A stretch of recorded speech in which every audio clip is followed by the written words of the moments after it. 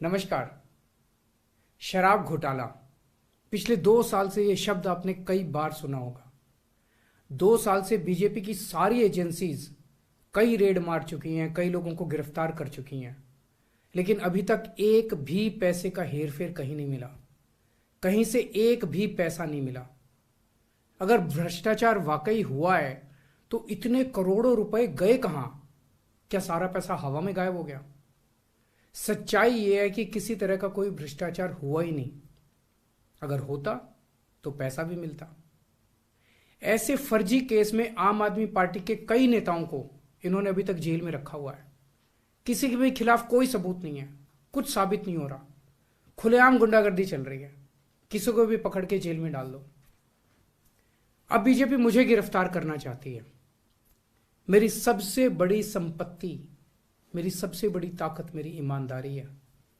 झूठे आरोप लगा के, फर्जी सम्मन भेज के ये मुझे बदनाम करना चाहते हैं, मेरी ईमानदारी पे चोट करना चाहते हैं।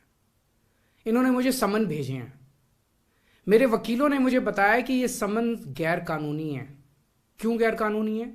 ये मैंने इनको विस्तार से लिख के भेजा है। मैंने बताया है कि उनके सम्मन कैसे गैर कानूनी है, लेकिन उन्होंने मेरी एक भी बात का जवाब नहीं दिया। इसका मतलब उनके पास मेरी बातों का जवाब नहीं है। इसका मतलब वे भी मानते हैं कि उनका नोटिस गैर कानूनी है। क्या मुझे एक गैर कानूनी सम्मन का पालन करना चाहिए? अगर कानूनी रूप से सही सम्मन आएगा तो मैं पूरा सहयोग करूंगा। बीजेपी का मकसद जांच करना तो है ही नहीं। इनका मकसद तो लोकसभा चुनाव में मुझे प्रचार करने से रोकना है। ठीक लोकसभा चुनाव के पहले इन्होंने मुझे सम्मन भेजा है। क्यों? इस जांच को चलते 2 साल हो गए। अभी ठीक लोकसभा चुनाव के पहले मुझे क्यों बुलाया जा रहा है? पहले क्यों नहीं बुलाया? सीबीआई ने मेरे को 8 महीने पहले बुलाया था। मैं सीबीआई में गया था, उनके सारे जवाब भी दिए थे। लेकिन अब ये लोग ठीक लोकसभा चुनाव के 2 महीने पहले मुझे बुला रहे हैं। तो बीजेपी का मकसद कोई पूछताछ करना थोड़ी है। इनका मकसद है पूछताछ के बहाने केजरीवाल को बुला लो और उसे गिरफ्तार कर लो, ताकि मैं लोकसभा चुनाव में प्रचार ना कर पाऊं। आज बीजेपी भ्रष्टाचारियों को नहीं पकड़ रही, बल्कि खुलेआम ईडी और सीबीआई का इस्तेमाल करके दूसरी पार्टियों के नेताओं को तोड़ के बीजेपी में शामिल करवाने का काम किया जा रहा है।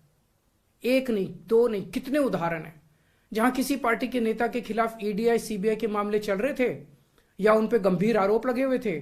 जैसे ही वो नेता बीजेपी में शामिल हुए, उनके सारे पुराने मामले बंद कर दिए गए या ठंडे बस्ते में डाल दिए गए। तो जो इनकी पार्टी ज्वाइन कर लेता है उसके सारे मामले रफा दफा कर दिए जाते हैं।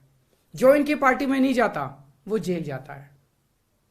आज मनीष सिसोदिया, संजय सिंह और विजय नायर इसलिए जेल में नहीं है कि उन्होंने भ्रष्टाचार किया है। वो इसलिए जेल में है क्योंकि उन्होंने बीजेपी में शामिल होने से इंकार कर दिया है।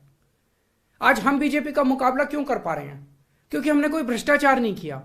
अगर हमने जरा सा भी गलत काम किया होता तो दूसरे भ्रष्टाचारी नेताओं की तरह आज भी हम बीजेपी में शामिल हो चुके होते आज तक। इस तरह देश के ईमानदार नेताओं को जेल में डाल के और भ्रष्टाचारियों को अपनी पार्टी में शामिल करवा के ऐसे तो देश आगे नहीं बढ़ सकता। ये क्या चल रहा है? ये जो कुछ भी चल रहा है बहुत खतरनाक है। ये हमारे जनतंत्र के लिए बहुत गलत है। इसे रोकना होगा। मैं हमेशा देश के लिए लड़ा हूं। मेरा तन मन धन देश के लिए है। मेरी एक एक सांस देश के लिए है। मेरी खून की एक एक बूंद देश के लिए है। मेरे शरीर का एक एक कतरा देश के लिए समर्पित है। हमें मिलकर देश को बचाना है। मैं पूरी जी जान से इनके खिलाफ लड़ रहा हूं। आपका साथ चाहिए।